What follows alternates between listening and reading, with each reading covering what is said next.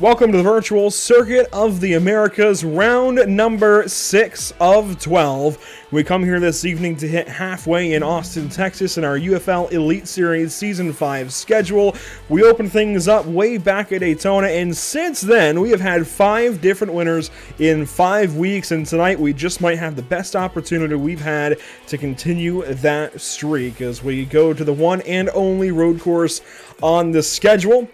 It's been Daytona, it's been Auto Club, Las Vegas, Rockingham, last week at Atlanta, maybe the cleanest race of the season. This week, a road course, lefts and rights, all the same. And this 20-turn course, Gary Weaver, glad to have you in the booth. First of all, this 20-turn course is no easy beast. It is rather difficult to get around, especially in any kind of quick pace.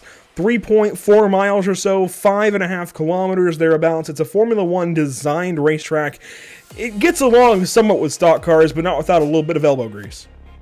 Oh yeah, I've done a couple laps beforehand actually as well with the next gen cars, and it is, well, Gen 7, whatever you want to call it at this point, the current series NASCAR Cup cars. Yeah, you are not wrong, especially through the S's. It is an absolute pain as we see our track map here for Circuit of the Americas. Not only is it just a bunch of squiggles, a bunch of long straights, it is also very heavy with elevation as well, especially going from turn 20 to turn 1 and then going back back down quite literally from turn 1 to turn 2. The elevation is absolutely insane, and it is it's something that's very fascinating to see with the NASCAR series running here at this track, which, like you said, Andrew, was built originally for Formula One, but NASCAR have extended out to this track as well.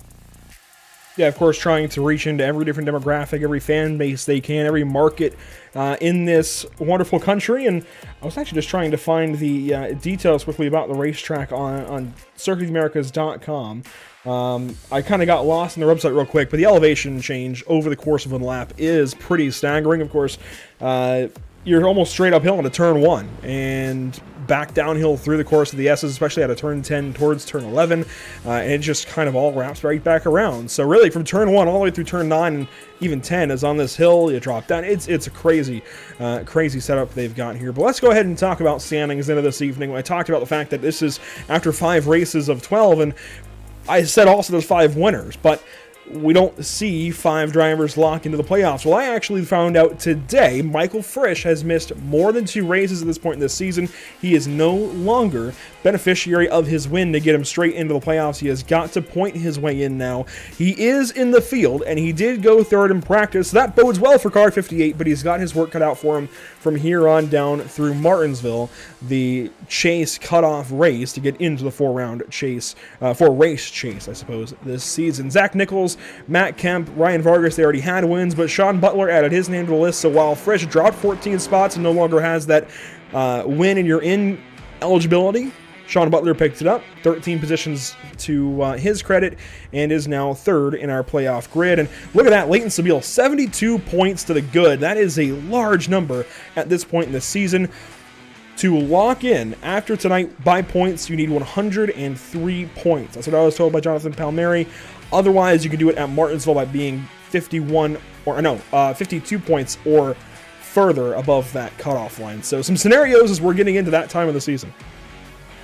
It is absolutely insane. It's going to be the fun timing as well, especially for drivers like Schwartz and unfortunately, I'm going to see if I can do this off the top of my head here. Pacioli, I believe is how it's pronounced. Correct me if I'm wrong. Really? Wow. All right then. Great start then. But yeah, Schwartz and Pacioli. These two are going to be the ones to watch, essentially. Same with Palmieri. We won't count him out. These 3 drivers, the 67, 86, and the 3, all to watch here in this race, especially with how this track is. You're going to get a lot of field spread, like we talked about just a bit before we started as well. So it's going to be a lot to keep an eye on, especially with keeping the car under control and just really making sure you're racing the track instead of the cars. I'd say drivers that are out that should realistically be in this top 12, whether it's through a win or just running their way back into the top 12, absolutely. Jonathan Palmieri, he's just had some really bad luck, and Corey Heim, certainly. He missed last week at Rockingham via a suspension last week at Atlanta after being suspended after actions with Jake Fisher at Rockingham, and it even impacted Fisher. He was, I believe, 6th going into last week at Atlanta, dropped down to 9th position. So some big shifts in this top 20. You can see every driver but Leighton Sabile moved around at least one position or more. You can see qualifying times are rolling in. 5 minutes left in this session. Let's go ahead and talk.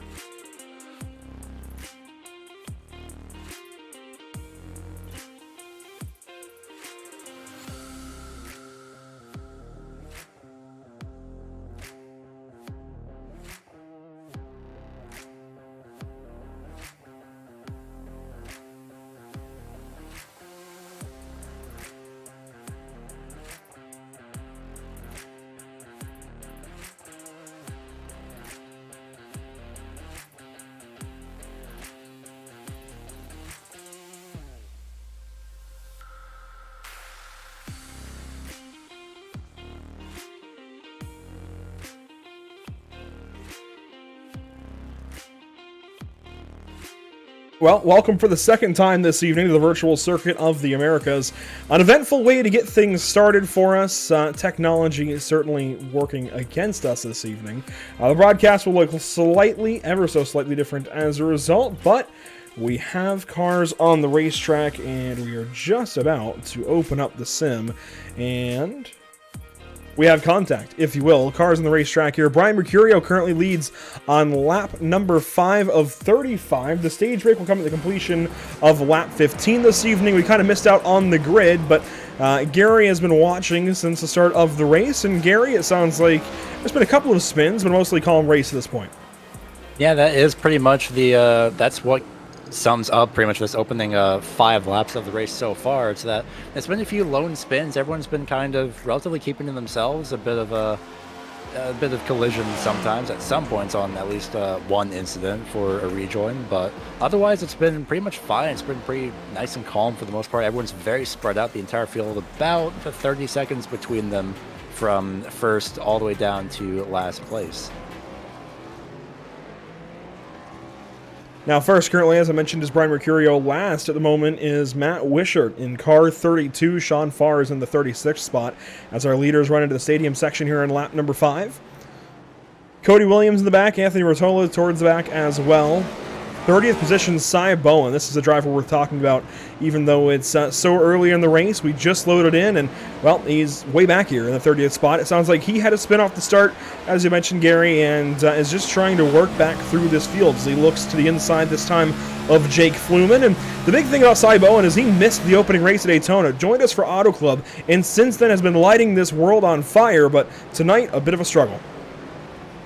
Yeah, not really the best track to have a struggle at, especially as he does get by that number 99. So everything all fine and dandy. It's going to be a while though before he could.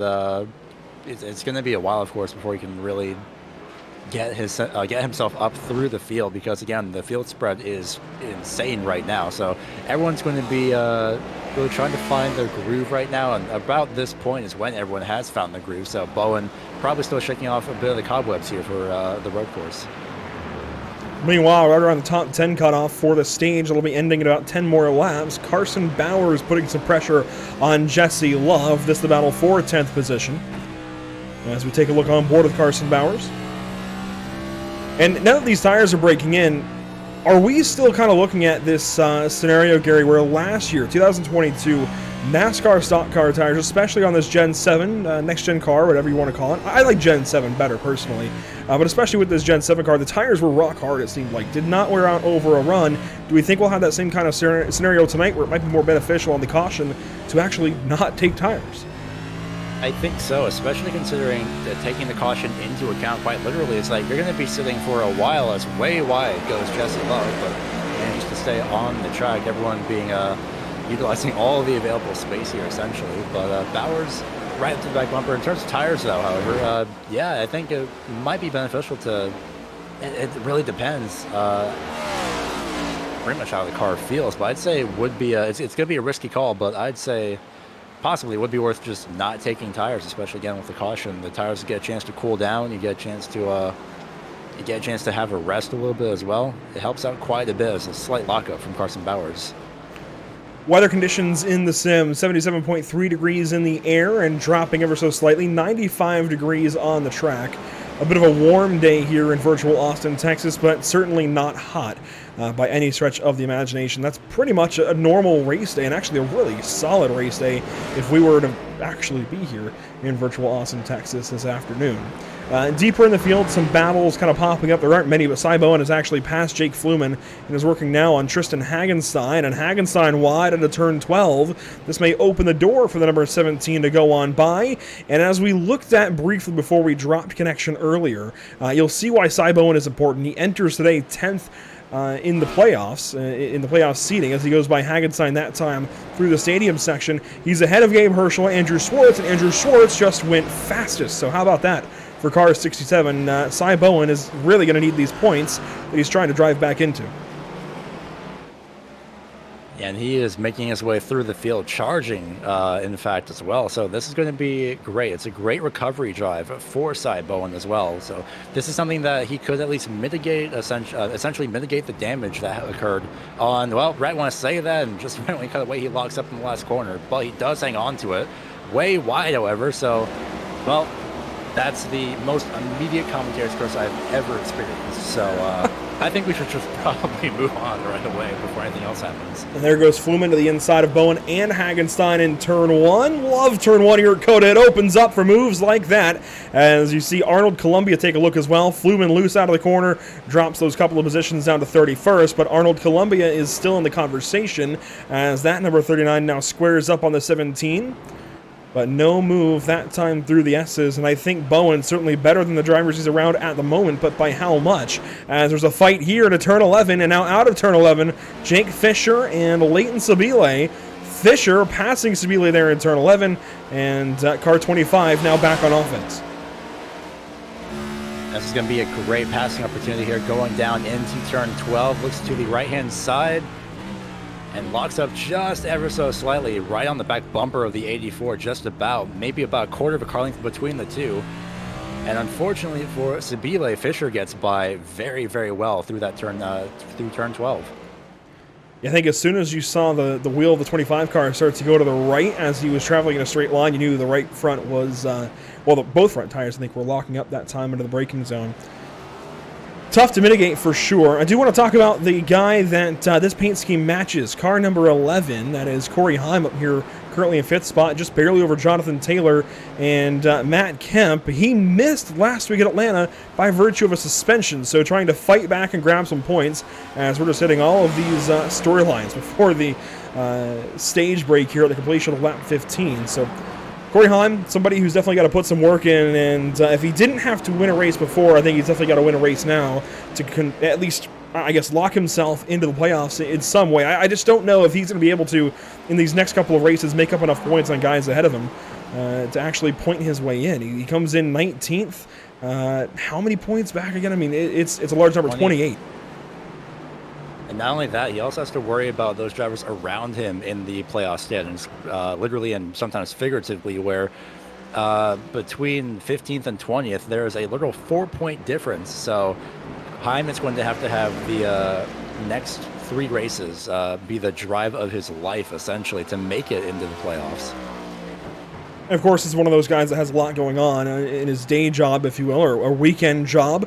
Of course, was in Atlanta last week, had some pretty bad luck, even though he was the defending winner for the NASCAR Craftsman Truck Series, and wasn't able to repeat. Somebody who is in this league, I don't see him in the field tonight, but did win, is Christian Eckes. So big shout out to driver 19. I don't see him here this evening, maybe taking one odd week off, maybe to get a little more practice in on the sim as he gets ready to try to repeat back-to-back with Bill McAnally Racing. That would be quite the scene if Truck 19 was able to go back to victory lane. As Heim has got Jonathan Taylor and Matt Kemp all over him, and Jesse Love has a bit of a problem here in turn 12. A big battle. Bowers to the inside. There's Frisch and Wetz. We've got 4 cars under a blanket. And they're all battling for 10th place as well, as there's near contact by Jesse Love. He's going to get by actual contact. Dorsen going into the stadium section, hard left-hand turn, and all the way down to turn 18 and 19. They go the long right-hander. Bowers gets ahead for the top 10, but for how long is the question with 3 cars all behind him. And look at this. This is Leighton Savile, Jonathan Palmieri, and Keith Sherman all battling. I mean, there is just racing all over this racetrack currently. I guess it is a racetrack. You'd expect that. But this is accelerated racing, we'll say, on lap 9 of 35. Everybody trying to find their own way through this opening stage as Frisch tries to fight to the inside there of Jesse Love, not able to get the nose inside out of turn 20, and it looks like that stacked him up for the front stretch as well. Here's Pacioli and Moore, and then behind these guys, Sherman has won the battle temporarily over Palmieri and Sabile. And I think there was one car even that went around at some point that last lap as Frisch goes straight to the inside of the 21 of Love. Love comes over and grazes, sideswipes the 58. And he's still going to hang on to it. Here comes 58 Frisch. 21 is going to defend. Well, I don't think this is over. Oh, it's definitely not, especially through the S. This is slight contact ever so slightly. Chris Wetz is just sitting here. Same with Cosman as well in 94.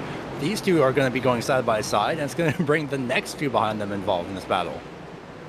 This is far from over here for 11th position. They're letting Carson Bowers drive away. That's what they've got to keep in mind here is they've already lost this battle for 10th and the final stage point. I don't know how much this is really helping any of them as here comes Frisch to the inside of Jesse Love. Love, oh man, that was close. And that's a bumper. That is a send. Somehow they all hang on to it, I think, and now it's just 5-car battle for 11th place, and like you said, they're just letting Carson Bowers get away now. And they've let Jake Fisher drive up to them as this 11th place battle has really kind of dropped out. I mean, 3 seconds the gap now from Jesse Love to Carson Bowers as here comes Fisher up the inside of Cosmiano Show. Oh, and Jesse Love gives up 2 spots to Michael Frisch and to Chris Wetz. He drops into the 13th spot. Oh my goodness. The racing is top-notch so far, that's for sure. You think with the way they're racing, it's not for 11th place, it'd be for 1st place, and it's absolutely incredible that they still kept the cars forward despite all the Keith Sherman trouble lockups and everything. It's amazing. Keith Sherman trouble out of turn 12 as here comes Daniel Dye on the inside and Manon Rahman. Barrett Polhemus goes by as well. Sherman way out wide, gives up a lot of spots. Now down to 23rd as Daniel Dye and Manon Rahman go side by side. A lot happening back here in the midfield. I do want to go back towards the front of the field, though, up to our race leaders, in fact, as they work through the S's here on lap number 10. Your top 3, Brian Mercurio, Aaron Smith, and Nate Stewart. And I will say, I'm personally a bit surprised by the 41 car. Not at all surprised by Aaron Smith and Nate Stewart completing this podium. 2 very, very talented road racers, especially in stock cars in the iRacing.com sim. Very much expected this, and this could be one of those dark horse kind of races that gives, I guess, a wild card race that gives a dark horse a win. But I did not think it'd be Mercurio. 2nd place of drivers that don't have a win yet this season, been great on ovals. This is a little unexpected, personally. And this will help him out a lot as well. With this drive so far for this race, it's going to be one less thing to worry about, essentially, if he can end up winning this race and further securing himself in for the playoffs as well. I mean, granted, 66 points at the moment while he's coming into this race is quite a lot, but it's nothing. It's never too bad to really make sure that you can actually relax and rest for at least a little bit. Well, it looks like Nate Stewart's actually catching Aaron Smith as this run goes on. This, again, I did not expect. Aaron Smith starting to waver a little bit as he blinks through the stadium section here. But Nate Stewart might be in a decent position here to try and back up the run he had at Rockingham that was oh so strong, but was kind of cut off early by a pit penalty. It's practically sideways there through turn 18 as well, coming to turn 19. If I was Aaron, I'd be a little bit worried about multiple things, really, but also about, actually it's going to pit road. I was going to say, bring up the tires from a bit earlier so that, well, if all the drivers are locking up, I wouldn't be surprised if some drivers did take tires. Aaron Smith taking the attempting an undercut strategy by the looks of it. Gabe Herschel now in trouble in car 07 way back here in the field. He has gone around, it looks like, out of turn 11 as Aaron Smith opts to come down the pit lane, the first driver to do so.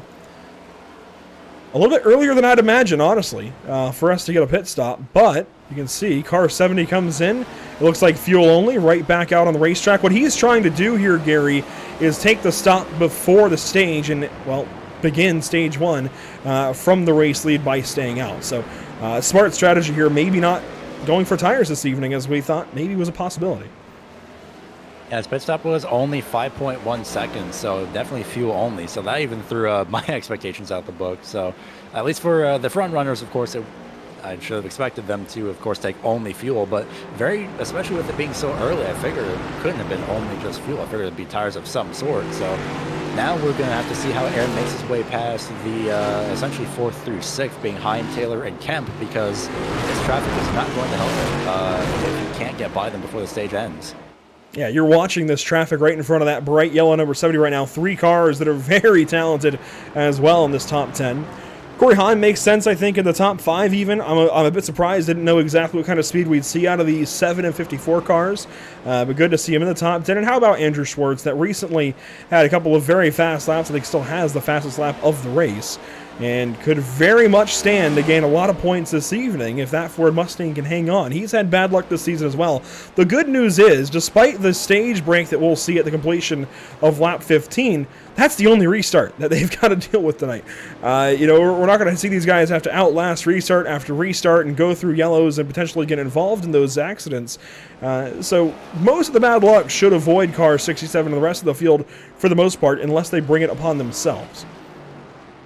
With how long this track is and how many runoff points there are, which is the entire track for the most part, it's pretty much virtually impossible to see a full course yellow for any sort of a crash here, as we are back to the 21 and the surrounding battle with everybody around here. Arnold Columbia all over the racetrack. This is out of turn 7. He hangs on to it. Barrett Polhemus goes by Daniel Dye. You saw that briefly down the backstretch. And Jesse Love and Chris Wetz continue going after it. That's that battle you were talking about, the 21 car. As now Nate Stewart's going to head down the pit lane in car 4. I think trying to cover up that same strategy that Aaron Smith is pulling. So we might see, well, actually, Stewart's been in the pit lane a lot longer. He's going for a much fuller tank of fuel. I don't think he even took tires. I don't believe so. Well, I'll look back on that in just a couple of moments, but it's an 11.4 second pit stop. He did not take tires. Here comes Bowers. Very interesting call. Bowers trying to do the same thing here. Let's see if he can make it a quicker stop. And again, they are playing for the end of the, well, not even the end of the stage. They are playing for after the stage, as Bowers is going to go up on the jacks and take at least right sides. Left sides as well. So a 4-tire stop here for Carson Bowers. I'm kind of surprised by it. That's interesting. The road course guys, they're not taking tires. The oval guys, I suppose, and Carson Bowers, he is taking some tires. Although he was just outside the top 10. Right? And he was 10th, actually. So clearly he doesn't care about the stage points. He wants to go for this race win. And honestly, I don't think it's really a bad call, is trying to get the jump on the drivers who have not yet pit. As we see Paul Foddy in his pit box. No tires, not going up on the jacks. Looks like only fuel for that number 88 machine. And now Ryan Vargas gets passed up here by his good buddy and Nate Stewart, a race in the backstretch. And they're going to side draft a little bit, maybe a little bit of contact even as they're going to door bang on their way to turn number 12. But Nate Stewart is eventually going to win that battle as they head down to that heavy braking zone after a mile-long straightaway. Up front, no longer a fight for Mercurio. He can coast along to a stage win. And I know we're talking about drivers taking the race-winning strategies. Looks like Carson Bowers has some trouble straight out of the pit lane on cold tires in turn 10. Lost it out of turn 9. And that's just after the assist as wow. Well. That was Palmieri. No, I think that was Stalknet who came by. Then Bowen and Columbia. Let's take a look here. Car 14, freshly back on the racetrack after issues with just in front of Justin Malillo. After pitting here is what he did in car 14. And, just got loose. Parked it in the inside wall, and then tries to get back going here in a moment. And just what I was going to talk about in a second with Mercurio going for the stage win has changed. He has just pitted, taken fuel only, and actually might have been a longer fuel stop, but does, I think, still take fuel only back on the racetrack now. He will rejoin in position number 6 as he beats the 67 to the apex. Did take only fuel, 11.6 seconds in his box for that as well. Same for looks a bit Jesse Love going to pit road. So a lot of fuel stops going in just before the end of the stage. I'm surprised by Mercurio. I think he really could have used that stage point. He's almost a lock for the playoffs at this point based on points. So regardless of the win, I think it would have been better for him to get the playoff point and set himself up for the chase this season. That just seems like it would have been the better move to me. He still would have been in race-winning contention potentially. In fact, this puts him second behind Aaron Smith now. I'm not sure this was the play I would have gone with personally, but we'll see if it works out for car 41 as he now sorts out into 6th. Zach Nichols, the new race leader, will have 2 to go, this time by as Palmieri and Malillo now head to the pit lane. We're seeing this kind of strategy that we've seen play out in NASCAR over recent years with stage breaks, is drivers trying to beat the rest of the field to the pit lane before the stage so they can then take over the race lead for the subsequent stage. That sets them up for the end of the race. But again, in cases... Oh, wow! This for second place. Corey Heim and Jonathan Taylor right in front of a lot of cars. Mercurio and Schwartz. And they will finally get sorted back out. This all at turn 12.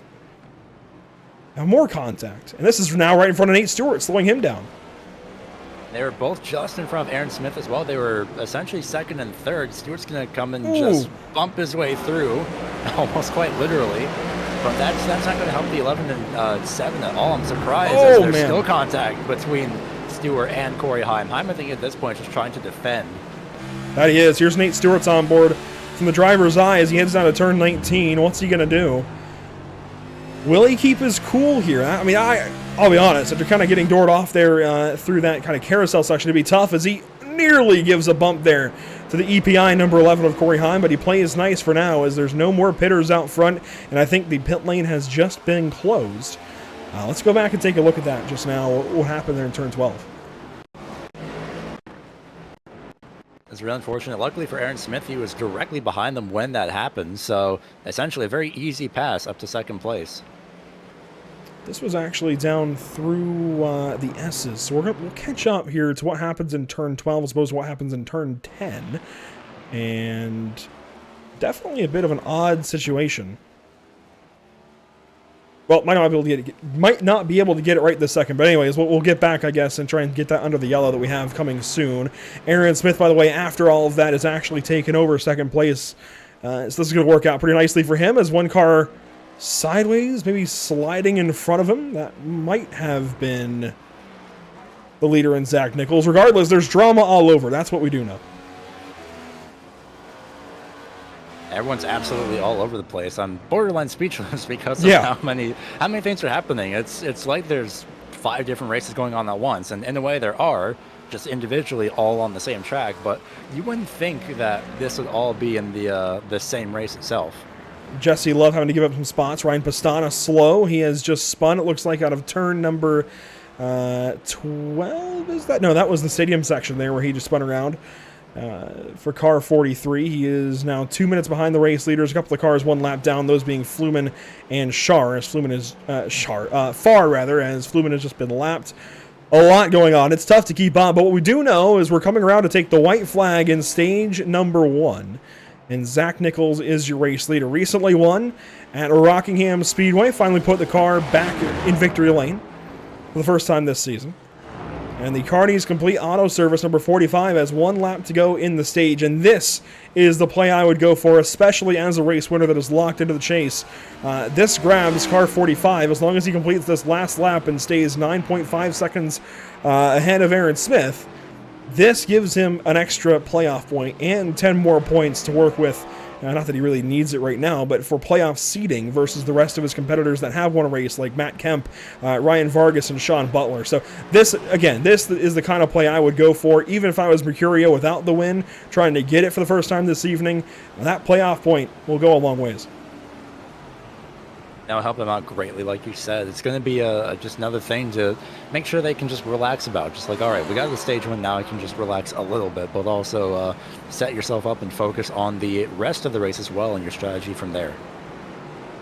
Look quickly at car number 4. This is Nate Stewart now in between Andrew Schwartz and Jonathan Taylor. And Jesse Love is giving up more spots. He is down to 27th position as he lets Melillo go by, Palmieri as well.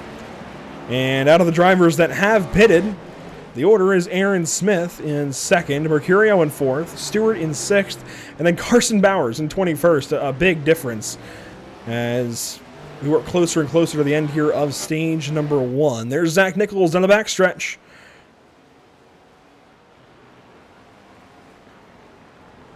I see a driver looming in the background. I believe that's, just Fluman a lap down. I believe, just 1 lap down. So Aaron Smith, the next car on the lead lap in position in his very cannot miss, pretty much bright highlighter yellow, essentially, which I just absolutely love about any car that he drives. It's noticeable. You can see it.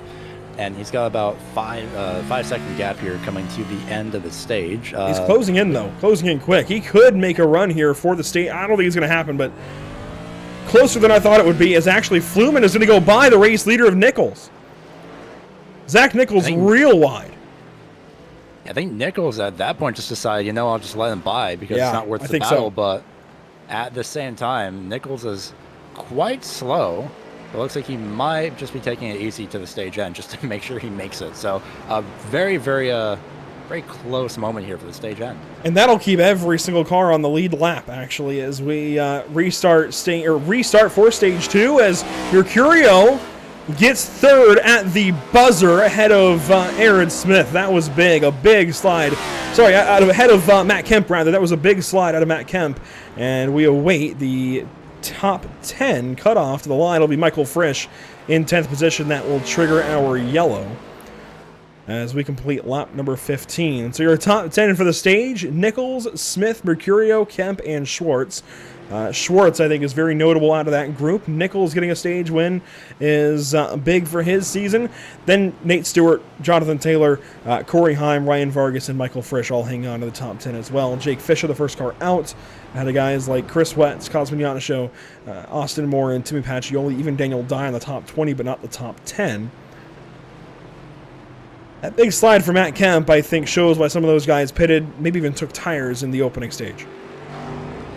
Yeah, now it's going to be everyone on, pretty much everyone for the most part, on fresh tires. But at the same time, it's going to go back down to the thing that even I mentioned before. It's, which one of these drivers, or how many of these drivers really will be taking tires? The ones that slid a lot, you'd think they would have to take tires, especially when they've been locking up so much.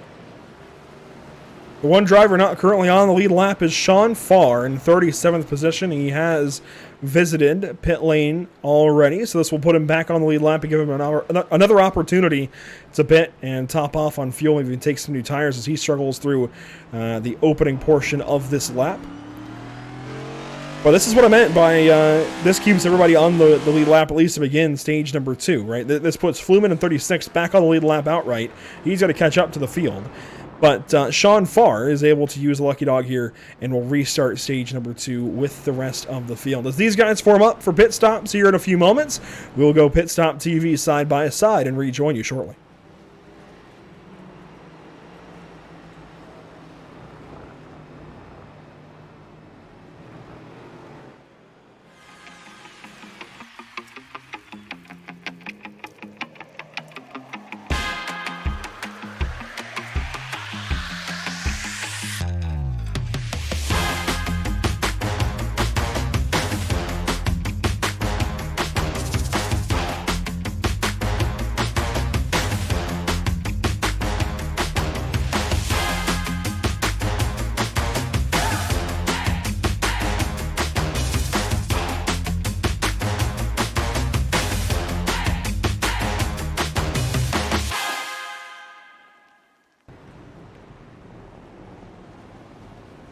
Well, pit stops came a bit sooner than we expected, so here you see your race leaders into their pit boxes.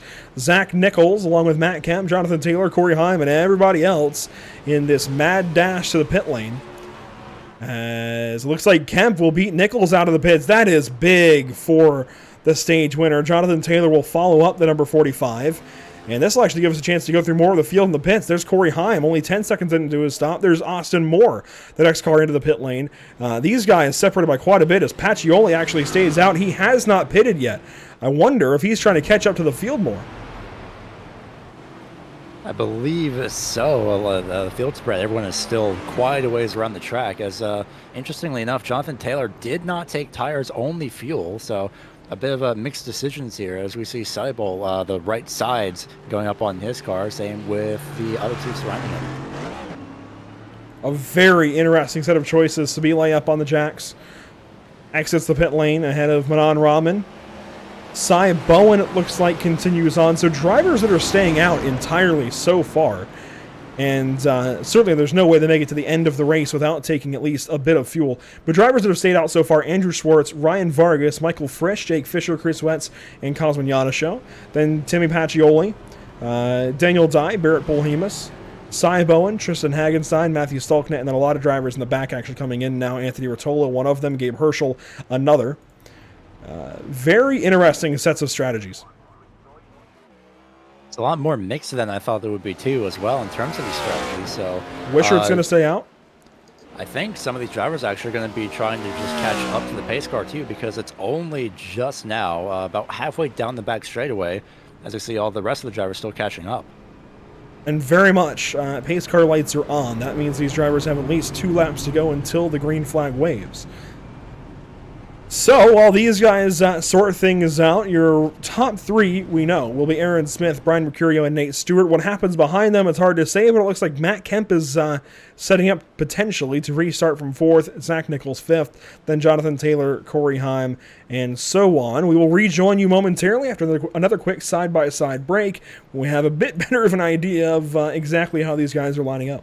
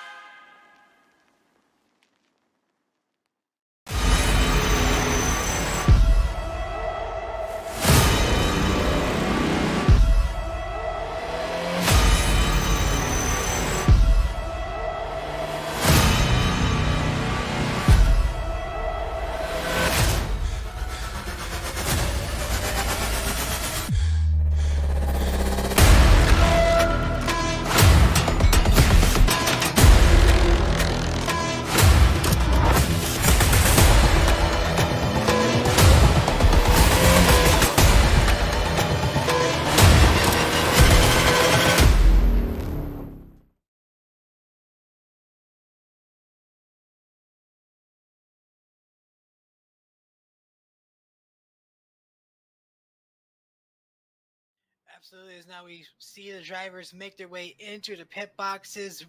Dobbs, Robertson, Kinder, Barlow going to go all through 4 of them and take his place on the first pit stall. Wide bracket falling in behind. As now we wait to see these 4 tires and fuel and who's going to be able to win off pit road first. Adam Lancaster drops a jack first. Alan Dobbs is going to get off away early as Lancaster is going to jump all the way up to 3rd with that, almost beat Robertson, and they make contact, and that is not what you want to see. That might be a pit exit On the 28, but that is a very devastating blow to number 2 car. You gotta hope he didn't get too much damage out of that, but that was a hard hit to the inside wall. Down the straightaway, we'll get a replay here and show you that one again.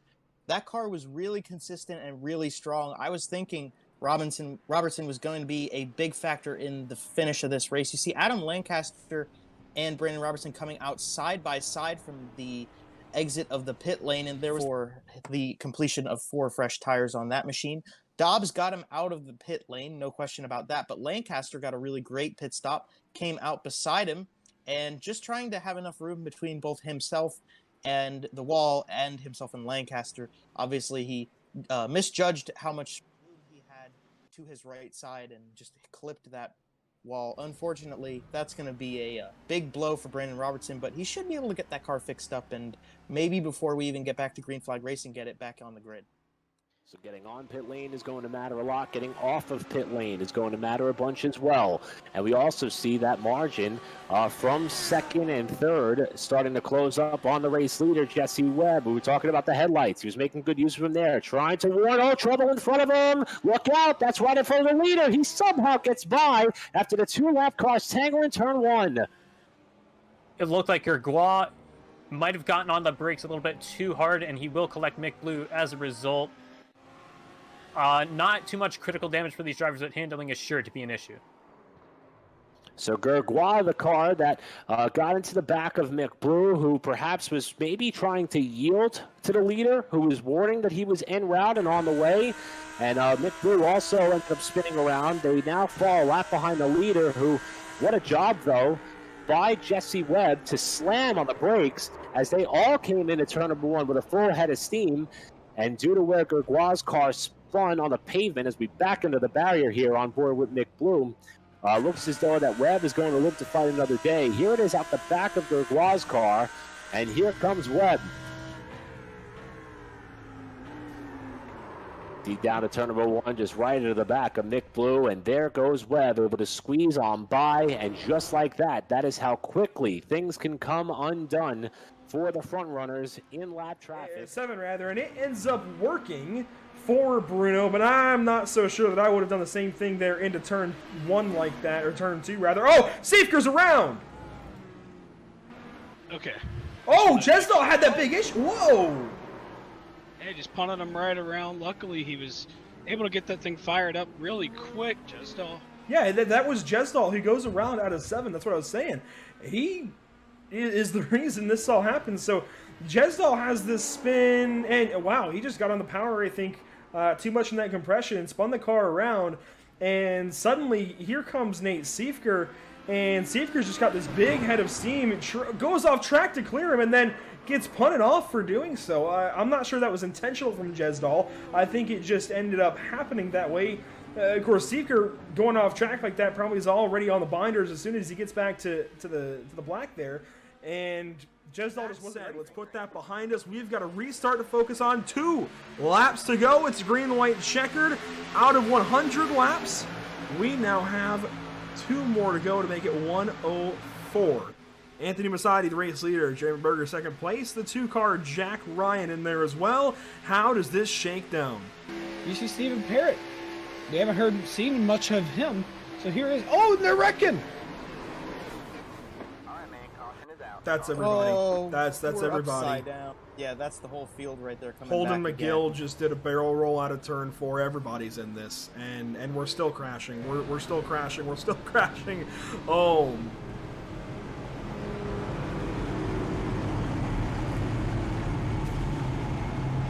Welcome back to the virtual Circuit of the Americas in the virtual Austin, Texas. My name is Andrew Cardinale IV. I've got Gary Weaver alongside. And Gary, your first time with the channel. Glad to have you here this evening as well. This has certainly been an experience, as we talked about briefly in that break.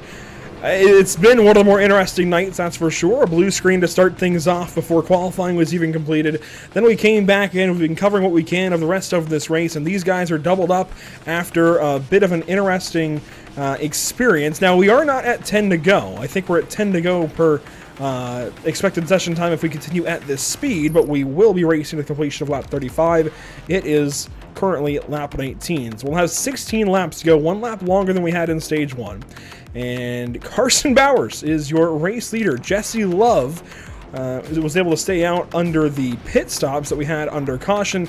Gary, what all happened right there? In one word, absolute chaos. No, that's 2 words. Well, basically, we weren't really expecting everyone to pit as well, mostly to top off fuel or some drivers taking tires. It was completely unexpected, so we'll see how everyone shakes out for this final portion of the race. Carson Bowers, though, the race leader. Jesse Love will be restarting second. Then it will be Arnold Columbia restarting from the 3rd position. Finally, Brian Mercurio from 4th, Ryan Pastana, Nate Stewart, they complete your top 6. Row 4 will have Aaron Smith and Michael Frisch, then Jonathan Palmieri and Andrew Schwartz. This whole field has really gotten squirrely. Corey Heim is now 25th, and he was in the top 10 when we took the stage break. Carson Bowers leads us into turn number 20, and subsequently the Geico restart zone here at Circuit of the Americas.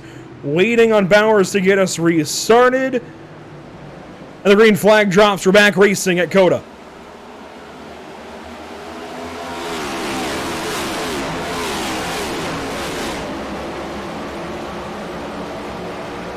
The land rush up the hill. Bowers gives up a lot quickly. Look at everybody sort through this first corner of racing.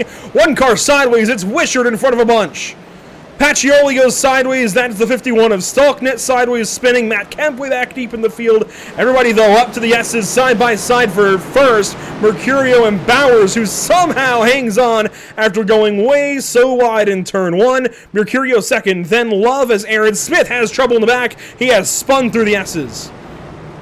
Oh man, that's not the best way to start this whatsoever. I think he actually got bumped by the 58 ever so slightly. Going into that, and no, he just lost control and then just a slight bump as well, so it's a 50-50 issue for that number 70 machine. He's all the way back to 33rd as they make their way up to turn 11. Bowers still leading over Mercurio, then Stewart, then Love and Columbia, as look at everybody trying to get through turn 11. Some very unique angles as Frisch is backwards, the 58 car. He gets back rolling, and there goes the 86 of Pacioli, the bottom of the screen. He gets it sorted, gets pushed back the straightway as well. Aaron Smith is now 31st. This is the battle for the lead. Turned up to 11. My goodness. Jesse Love go wide in turn 12 as Mercurio now takes over the race lead from Bowers. Stewart right behind the 14 as he slides to the right side now, looking for second, and he's going to have it into the stadium section. Bowers, though, not giving up. Back to the inside of car 4. Stewart loose on the outside. Both of them slid in their respective corners, so they're going to stay side by side going into turn 17 here. Stewart with the preferred lane. Bowers might try and sneak under him here, but looks like for the time being that will not be happening. So Bowers having to recover. Stewart up to second. Mercurio has a bit of a chance to relax. Wow. A lot just happened. Corey Heim, by the way, was 25th, now 12th. As lap 1 from the restart will subside. Finally, we get a chance to kind of calm down and see where everybody sorts out. So Mercurio first of the line, then Stewart and Bowers. And it might take iRacing a moment, ATVO a moment to adjust as we've got cars right to the back. Ryan Pastana, then the 43, has spun around, it looks like, out of turn 20. And everybody went every which way to miss it. And most have, it looks like. In fact, everybody has. Look at that! The 30 of Ryan Vargas sends the 17 of Bowen into turn 1. They get sideways and get straightened right back out as Sabile goes up the inside of the 25 car, or 94 car. There we go. Man, this is a lot. And to think Aaron Smith is just sitting right behind. Hagenstein in trouble. Man.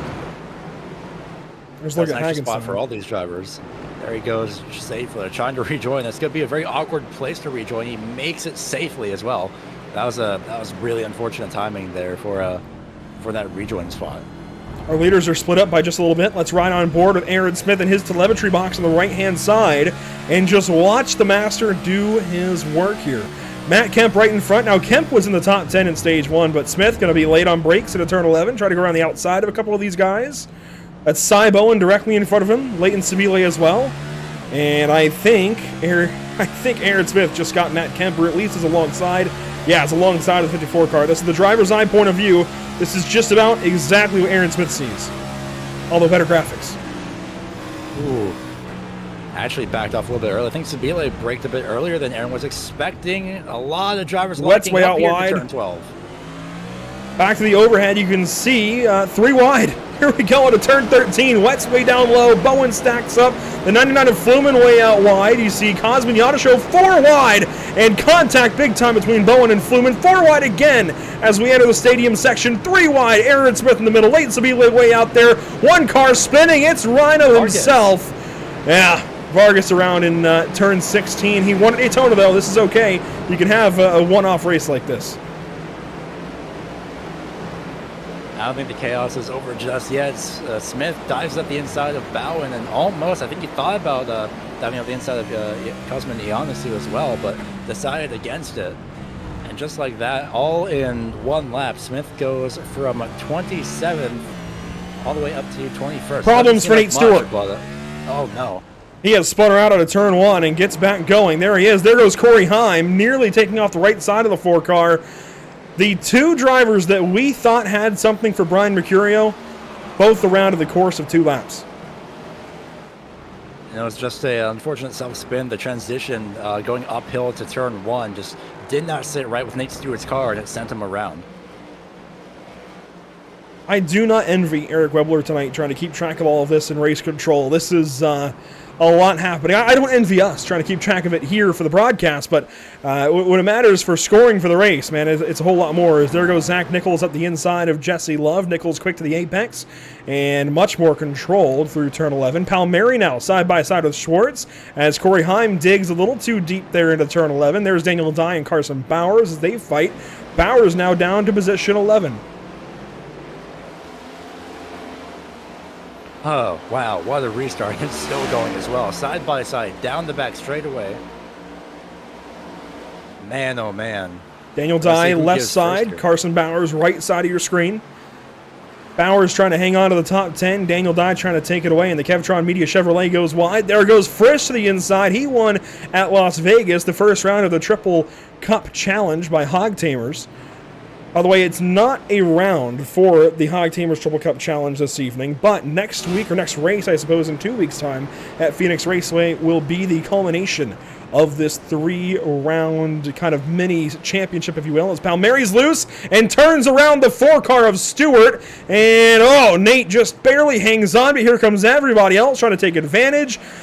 There goes Palmieri saying, I'm out of here, and Carson Bowers now up to the inside of the Rise Esports number 4, pushes Nate out wide. He's just getting used up right now. Those rear tires on the turn 18 to turn 9, or turn 17 to turn 18 did not help whatsoever for Stewart.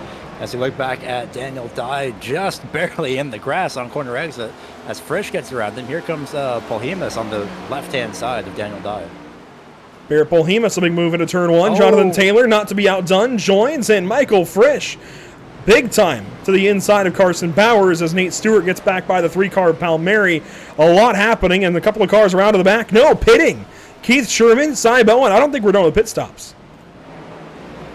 Very interesting decision by these drivers in the back. This could actually help out Aaron Smith to some extent. He gets a clean track essentially around him, so he does have time to reset himself, refocus, and get some clean laps in. Where is car 70? He's actually just pitted, so he's back onto the racetrack now after taking fuel. And he is in position number 33. 45 seconds behind the race leaders. So this should sort him out to be maybe 15 seconds right now behind the leaders after all is said and done with the pit stop. Maybe a little bit more, maybe a little bit less, as he works here on Sean Farr, who did not pit this time, and goes quickly around the 22 car. This the battle between Daniel Dye and Jonathan Taylor, 13th spot.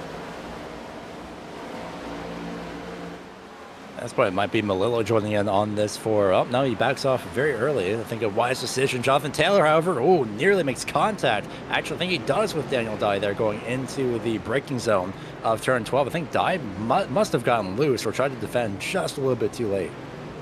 Cody Williams way out wide in turn 12. That gives up a spot to Austin Moore and one to Leighton Sabile. Let's reset your race leader. Brian Mercurio way out front already into turn number 20. He'll come around and begin lap 24 of 35. Now this puts us at 12 laps to go.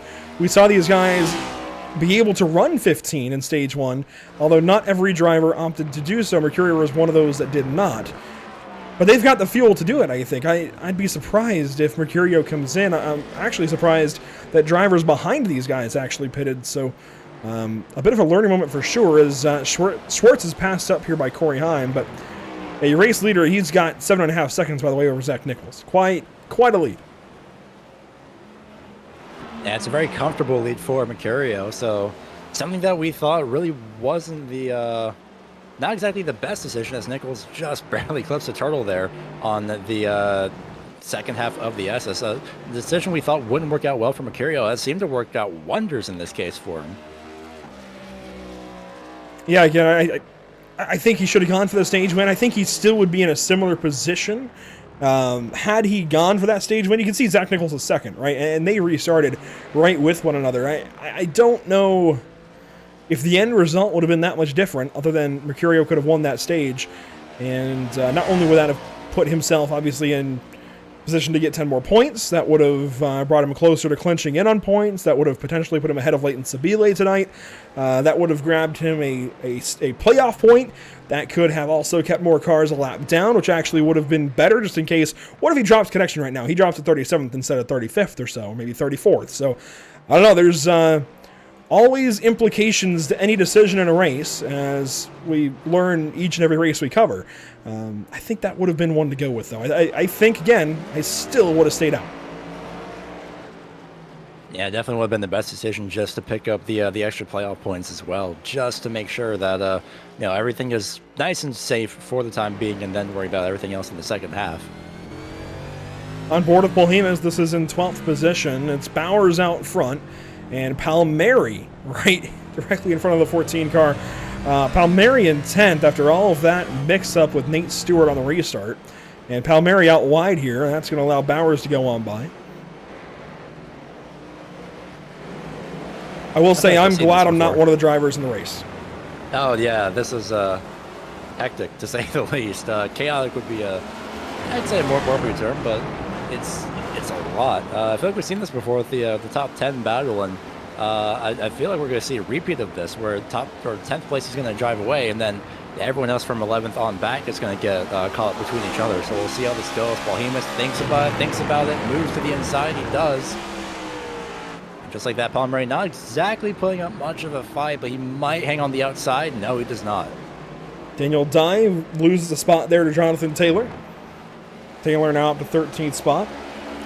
A few more pit stops recently, by the way. In fact, the only drivers that have not pitted since the drop of the green flag to begin stage number 2 are Mercurio, Love, Columbia, Schwartz, Stewart, Frisch, Bowers, Polhemus, Palmieri, and Dye. Well, and Williams and Hagenstein, but the list is not very long, about 15 cars maybe out of 38 running, or 37 running. By the way, Matt Wishart actually has parked it now, 3 laps down to the race leaders, and a couple of drivers in the pits right now, including Paul Fode and Sean Farr. Looks like for Sean Farr, a 7.6 second pit stop just about, so another refueling stop. Interesting.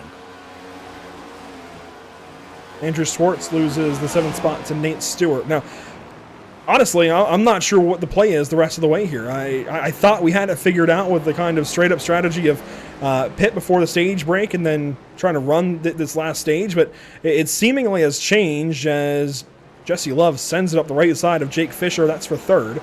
This is not done by any means. Jake Fisher, by the way, a very fiery battle at Rockingham with Corey Heim. That's what led to both of their suspensions. And, well, Jake Fisher back in the field. You can see where he is, back up front. Here comes Arnold Columbia as well, just sneaking into the picture for this battle for 3rd place. He might have something to say about this as well if these two make contact. And Corey Heim, the next driver up to battle with these guys. So a lot going on here inside of the top 5 and top 10 as here's the onboard from Love back to Fisher. Fisher wide for turn 20. It's going to set up the back stretches. Wow, Corey Heim really got to the apex quick there behind Arnold Columbia. 10 laps to go. Contact. Man, this is an amazing race. Chaotic, amazing. There's just a bunch of descriptive words that I don't think even the dictionary could fill. There goes Fisher down to the left-hand side. Nope, just has the door closed on him by Jesse Love, but might sneak his way to the left-hand side, if not cross over to the right here into the S's. Driver's eye POV, back to the left side. Love tries to cover it up. Contact as they enter the S's. Love going to have to cut the first S and try to give time up and hold the 84 up to keep that spot. That's going to get fun as that stacks up Columbia into Heim, into Stewart. Side by side now are the 39 and 11. Andrew Schwartz might get brought into this battle, as well as Frisch down to 9th place. There goes Corey Heim by the 39. Now Nate Stewart wants his pace as they come through turn 10. Fisher gets by, maybe Jesse Love side by side. Down to turn 11. Love way out wide. He's going to try and defend again. There goes Fisher to the inside. Love going to try and slide in behind him.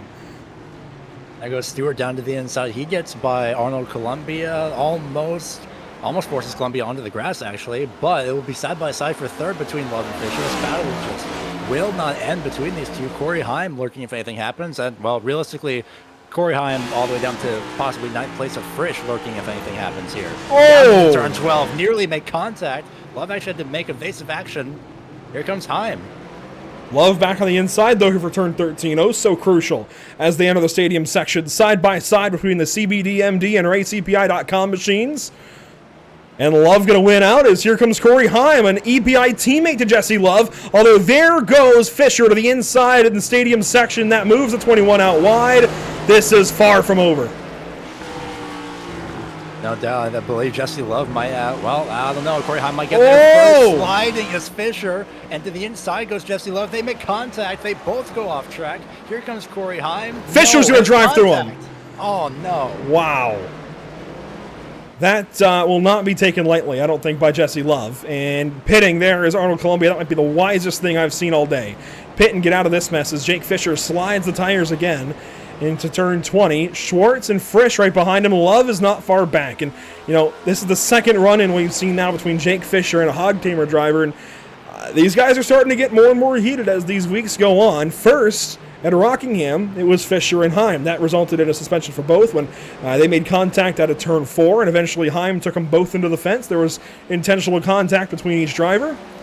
Do we see the same kind of reactionary penalty? Do we see the same kind of reactionary driving here? Or will this extra time for Love to cool down before he gets back to Fisher help soothe things out? That's the hope. Hopefully that will. Hopefully this will give them both a chance to just rest and cool their heads a little bit, because I do understand, of course, racing hard for position. It is for third place, but at the same time you have 4 other cars lurking directly behind you, or pretty much if not directly behind you, watching you battle it out. So you have to keep that in mind and not get them involved and make sure that you don't get too aggressive. As Stewart goes up to third, Heim tries with the crossover, and he'll definitely have a shot here going down to turn number 12. It's going to take the draft for Corey Heim into turn 12, but Nate Stewart back into the top 3. Aaron Smith, by the way, hoping that pit stops bring him back into the race. He is 21st as Heim backs up the entry to turn 12. I think this is a smart move from Corey, even if he attacks the apex as he does behind the apex action photography number 4. We'll see how these guys sort things out. Jesse Love still behind Michael Frisch, so that's still a non-story for now, but you better bet your own biscuit. If Love gets back to Fisher, we're going right to that as these guys sort things out behind. There's Jonathan Taylor and Carson Bowers. This for 9th. Hemus, this for 12th. Back to what we had before going into the stage break is that we had a few incremental battles here going through the field. Yeah, picking up right where we left off before the end of stage number 1. And Corey Heim, Nate Stewart, it looks like that's going to stagnate for now. I think Stewart's just better than Corey Heim, but both very, very good. They've been back and forth throughout the course of this stage as we've picked up racing again. Frisch and Fisher. Nichols, he has pitted and he has missed his box. And he's got a lot of damage. What happened to Nichols? He made contact on pit entry with the pit entry wall. Let's take a look back at it, and it looks like car 45. Oh, yeah. He's going to be done for the day. A lot of damage for him. I think steering damage by the looks of it, too. This is prior to any damage or contact, and Watch this into the pit entry. Was loose there. Decided he was going to come in and pit. And... oh, wow. He hit it a ton. And He hit it a ton. We didn't quite get a great angle of that. Let's go back again. Try to maximize his time into the pit stall, or into the pit lane. Try to find the right angle for this. It might just be the onboard. This actually will show it. This is a great angle for it. right here, he's fine, Wow. and then just locks up the left front, and man, and then knocks both sides as well. Oh, that's unfortunate. You can see the car weaving back and forth as him with basically trying to get the car back under control because of the steering damage. So that's very unfortunate for Nichols because he was doing great right up until that point. Watch this. Wow. He hit it a ton, man. Oh. What See an all the unfortunate damage. way. Stage one was running second there in the second of two stages, and unfortunately out of this race now with 8 laps to go and closing. And Jesse Love, by the way, has lost more time to Michael Frisch. That may not be a storyline over the course of the rest of this race, and that might be better for both drivers. Things getting heated for sure inside the top 10.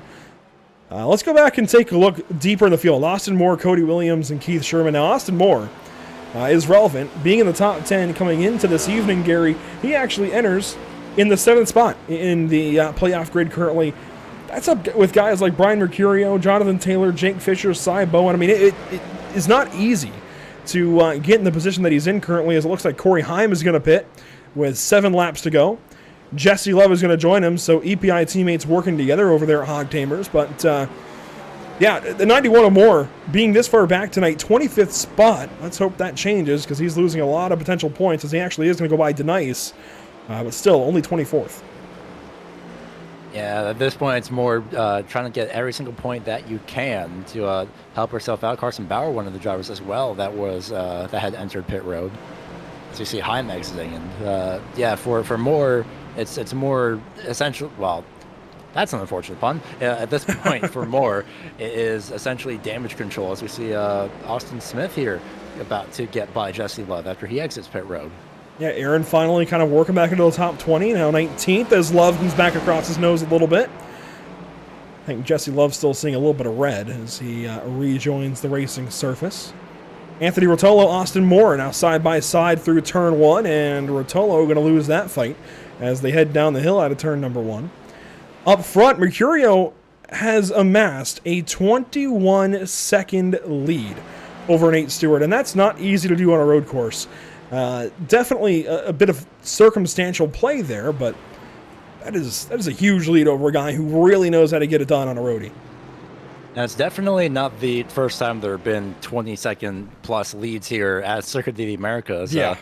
See also anything open wheel related, but in this case, it's more impressive because, well, it's like he said, it's impressive, but also circumstantial. It's impressive because these guys are doing this in the Gen 7 NASCAR Cup Series cars, and as well as second place of Zach Nichols at the time had unfortunately collide with a pit barrier on entry, as Love gives a bit of a shot to Aaron Smith, who just hangs on to it, luckily. This the battle in turns 12 and 13. Love to the inside of Smith. A lock up there as, oh, maybe some more contact. This is not over. Maybe it is. Actually, Love gives up a lot of time there, and Smith obliges and drives away.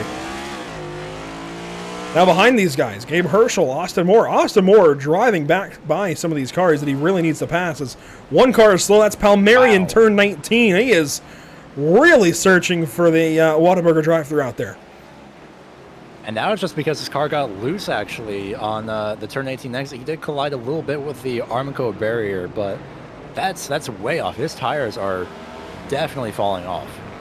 6 laps to go at COTA. Round number 6 of the championship. And there's Cosmin Yanosho, Leighton Seville, and Arnold Columbia. Up front, Jake Fisher, Michael Frisch. They fight into the S's now, and I never would have thought that these two would be the fight for the bottom step of the podium, but here we are. So as they make their way just out of the S's through turn number 10, downhill to turn 11. Frisch moves to the left-hand side, and braking early is Jake Fisher. He might try the crossover move, but every time I've seen drivers do this, it doesn't end up too well, unless it's more to just shove off speed or to slow down a bit more, so they can get this kind of a run down to turn 12.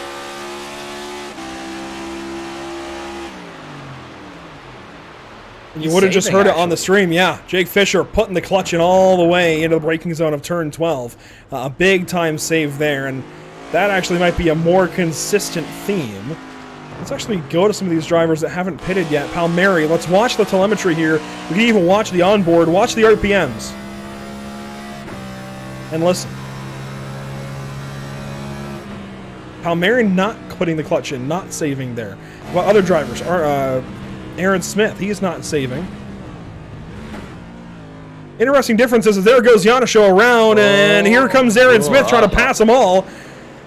He grabs one spot, two spot, and is side by side with Arnold Columbia, who washes out wide. That's a slight bit of contact. Smith, though, with the preferred lane here for both of these corners. The double apex question mark, if not hairpin combination. I don't know what you call that section, aside from just left turns alongside left turns, really. But Smith does get by, so this could help him out a little bit. He's 15th. Now 15th, yeah, and it could be 14th here if he gets to Sabile. Yanisho Pacioli battling to turn 19. That is for 18th position. And Consman going to hang on to it. Pacioli going to try and take it away as there goes Leighton Sabile into the pit lane. He does not have enough fuel to go to the end. So clearly we had enough fuel maybe for 15 and a half laps, and these guys are either trying to save that half lap or just kind of giving in and pitting. This is a very long lap. Let's, revisit that. Nearly 3.5 miles. A lot can happen over 3.5 miles, as we have seen so far tonight. So it wouldn't surprise me. There's quite a few saving points, I would assume, at least, especially a big saving point is down in the braking zone to turn number 12. So. But I feel like even to turn 11... turn 1, turn 11, parts through the S's. Turn 1 is tricky because it is uphill, but you can have that speed scrubbed off because you're going uphill, so you don't need to use as much brake. You're not using as much tire that way. A lot of places to save here at COTA if you know how to utilize them. Now, a few cars have exited this race. Wishart was the first of them, and we're going to work into sunset. The sun is really setting quickly. We can take a quick look from the scenic blimp maybe, but Wishart's out of the race. Ryan Vargas has exited in 36th now. Zach Nichols 35th. They are 4 laps down and 3 laps down respectively. Ryan Pistana 2 laps down is out of the race. Sean Farr is currently in last in 33rd. As look at the sun setting in the background. We are working quickly towards a sunset finish at COTA. We don't have lights on the cars. That would certainly be interesting. And I don't think that's the next thing that racing should add, just headlights to these cars, especially with Garage 56. With the exactly with Le Mans Garage 56 entry. Maybe, possibly, hopefully, they could work out something with iRacing and add that to the sim. That'd be very intriguing to see. Jesse Love, Arnold Columbia in this for 15th spot, right behind Palmieri and Aaron Smith, who's now 13th, marching his way back through the field.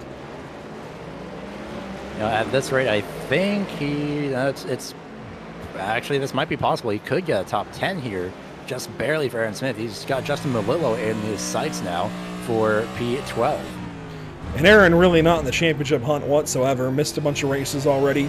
Had some other commitments throughout the last few weeks, but has showed up and showed out when he's been in the field, and certainly has been around. Has made his presence known this evening for sure, as he's going to take a look to the inside of Melillo, down the front stretch and up the hill for turn number 1. 4 laps to go, and there goes Smith to the inside. That notches him 12th spot. Love and Palmieri side by side, locking the left rear as Love all the way through turn 1. That is such an odd sight. Usually you see the inside front tire get carried, locked up. Now we're seeing the rear tire. It could have been something with the downshift as well, because if you do downshift too fast, those rear tires just can't exactly accept the speed of the RPM and the transition of it, so between gears. So it doesn't exactly help too much. But like you said, a rear lock is a very new thing to me as well. So not uncommon at road courses, but not the most common thing either.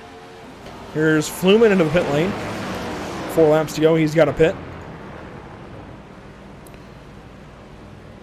Definitely getting your money's worth this evening here at Coda, that's for sure. As here's Bowers on Cosmignano Show to turn 11. You can see a battle ahead between Columbia and Palmieri. Bowers will take 17th away. And, Cosmin! Oh, barely hangs on to it. A big slide there, and he will lose the 18th position to Timmy Pacioli.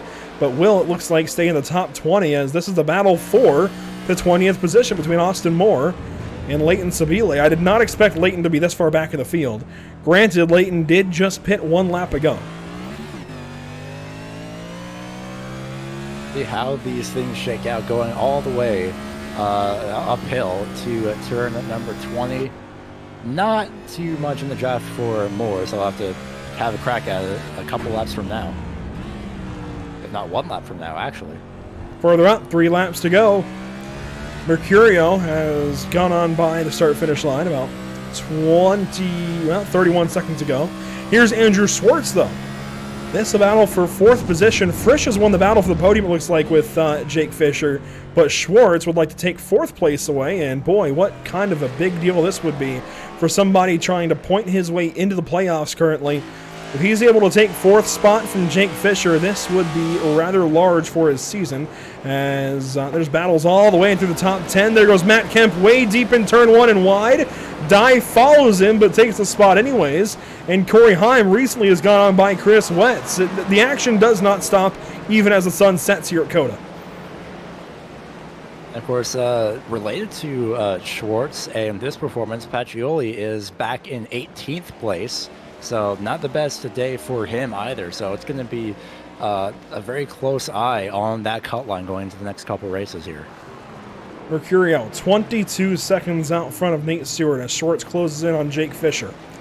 And there's your race leader into the stadium section on lap 33 of 35. We'll have 2 laps to go this time by. And this guy has been fantastic in the last few weeks. Has really been up front. More often than not, he's been involved in an incident or two here or there, though, for sure, and has had his fair share of setbacks. That said, putting something together this evening. This is not what I expected, but clearly showing that should the UFL put any more road courses on their schedule, watch out for car 41, as we're quickly learning. Mercurio leading by, again, 22.5 seconds, opening to 23, over Nate Stewart, of all people.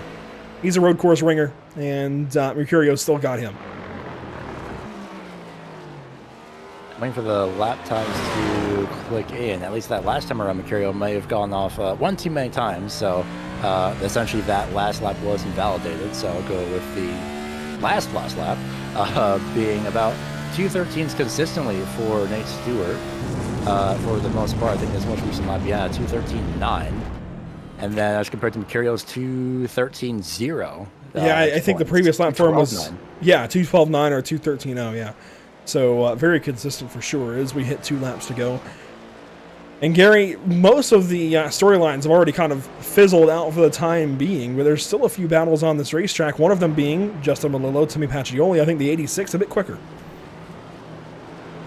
Ever so slightly. This is for, of course, like you said, 17th position, but all these points do matter. So here they go, down side by side, and Pacioli going to try and, again, damage control for his case, try and gain as many points as possible to at least narrow the gap a little bit, or at least mitigate that difference going into next week between himself and Schwartz for the cut line.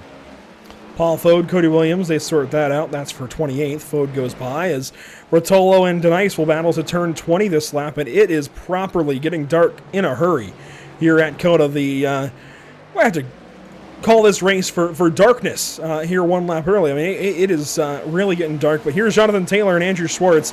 Not what I expected. It looks like Schwartz is backed up to the 7 car.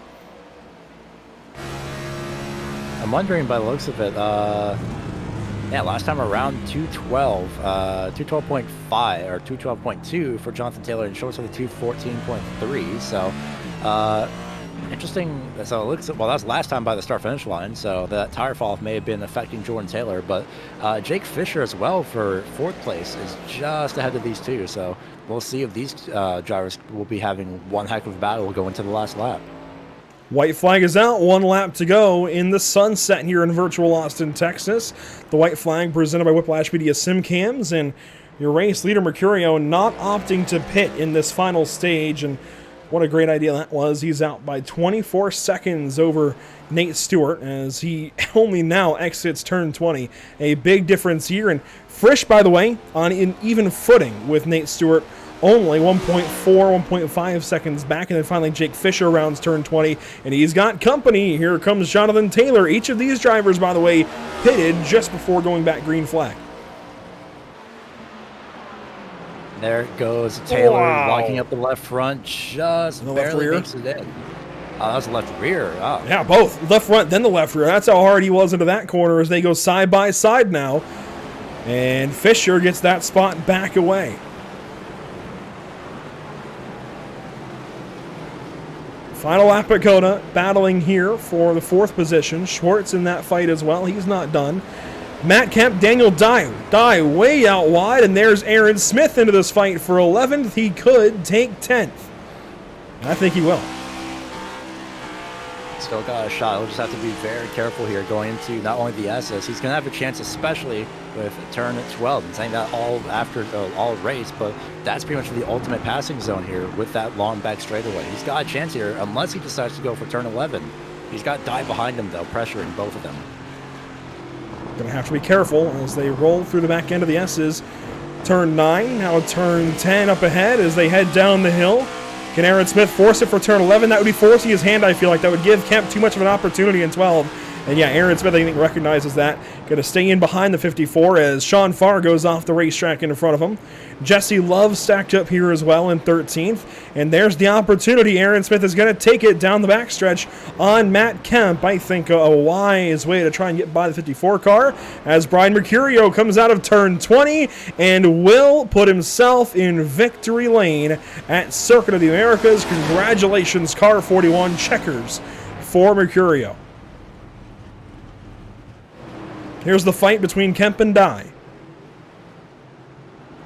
Aaron Smith did get by Kemp, so at this point it's going to be a battle for P11 between these two. Jesse Love joining in on this battle. 3 cars for P11. Into the stadium section side by side for the 11th spot. Kemp out wide. Here comes Jesse Love as Stewart and Frisch chip on by the start-finish line. Fisher will follow. The first battle will be Taylor and Schwartz as we just can't take our eyes off of this fight. Back here for the 11th position as they go on by the tower there. Here comes Arnold Columbia on Matt Kemp, and he's just losing all kinds of spots as here comes Aaron Smith in the 10th position. After all of this, how low was he in all of that run? 32nd in this stage. Drives back into the top 10. That might have even been under green. I think Matt Kemp just sniped the 12th place position from Jesse Love, not sure, or from Columbia, actually. I think Columbia may have ran out just at the end. And there's Palmieri across the line. He will finish 17th. Malillo will follow in the 18th spot. Then Cosmignano show. Leighton Sabile here with Austin Moore. This is a fight down to turn 20. And Moore on the inside. That should go the way of the 91. And it does. And Keith Sherman's going to go around behind him as Moore takes the 20th position. Sabile relegated to 21st. Wow is all I have to describe this. It's just wow. Here comes Manan Rahman. And everybody else will be coming behind the start-finish line here very, very shortly. The final car to do it will, it looks like, be Jake Fluman in 30th position. He just hangs on for that final position on the lead lap. There goes Rotolo. Here comes Paul Thode. Then Cody Williams. Definitely sliding there out of the 20th corner. And then Jake Fluman exiting, it looks like, turn 19 and down to turn 20. He'll be the final car to finish on the lead lap. And well, to finish this race, the final car running in position 30, while Brian Mercurio is able to park it at Coda. And Jesse Love, a penalty at the end, assessed to the 21 car, goes to 23rd position. I'm not sure what that could have been for. I think that could have been for, if anything, track limits. It would have been, yeah, on that last lap. There isn't an incident limit in the race tonight, but I think that very well could have been a penalty on that last lap or a corner cut, potentially. Definitely exceeded my expectations as we worked into the sunset here at COTA. Gary, did that meet yours? It didn't. Not only didn't meet it, it exceeded my expectations. I thought it was just going to be, mostly nice and calm, single file for the most part, spread out. But it was. But also there was just a small hint of battles just everywhere throughout the field, and a small hint of what's the word I've been using throughout? Oh yeah, chaos. Well, you see Brian Mercurio with the top spot this evening by 25.7 seconds. That can't be understated over Nate Stewart. Michael Frisch finishes third. Jake Fisher and Jonathan Taylor complete your top five. Fisher had a lot of heated racing between himself and Jesse Love, but clearly comes out on the winning side of that by a mile. Jonathan Taylor fifth, then Andrew Swartz, Corey Heim, Chris Wetz eighth, Barrett Polhemus ninth, and how about Aaron Smith just chipping into the top 10, 58 seconds behind the race winner. And then, of course, we have everyone throughout the mid-pack. Everybody was everywhere throughout the mid-pack as well. It was amazing seeing everyone battle. Daniel Dye finishing 11th, getting past Matt Kemp with that battle for Aaron Smith. And then Arnold Columbia finishing 13th, I believe, had a slowdown penalty as well, but did serve it just before the start-finish line. That's why Matt Kemp got by. Carson Bauer finished 14th with Tommy Paciulli finishing, I'd like to say, a solid top 15. That's good on his part. For his points. Jonathan Palomeri finishing 16th, Melillo 17th, Cosmin Yanisho, who I think we saw sideways at least once, if not twice, if not nearly sideways throughout the race. He finishes 18th, Austin Moore finishing 19th, and Leighton Sabile rounding out the top 20. Finishing 21st this evening, Keith Sherman in that spin on the final lap. Manon Rahman 21st, Jesse Love 23rd, and you know what? Hey, Leighton Sabile, by virtue of the penalty to Jesse Love, still gets the top 20, and Love comes out just ahead there of Gabe Herschel with the time penalty. Saibo in 25th, and Doug Denice, Anthony Rotolo, Paul Fode, Cody Williams, and Jake Fluman still chip in there on the lead lap. Before these 8 drivers, I guess 7 drivers, and the admin finish there in 31st through 20th. Stalknet, Hagenstein, Farr, Pistana, Nichols, Vargas. That's a surprise there in 36th, and then finally Wishart there in 37th position.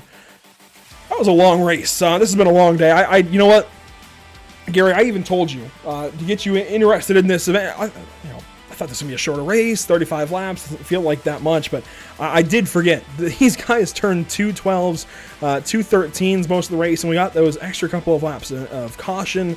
This definitely wore these guys out over the course of 35 laps of racing, and you can see the sun even got worn out and took a nap there at the end.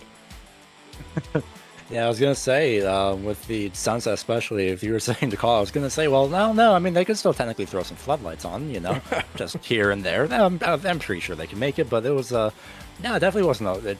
At the end of the day, it definitely seemed like a long race, but, like, now that it's over, I'm realizing it's like, well, oh, hey, wait, it's over. I remember technically starting at lap 5 because of course, technology being fun. So it was a very, very exciting race, though, regardless of how long it was. Even if it was 2:12 lap times, it did not feel like it with all the action going on, keeping us busy throughout.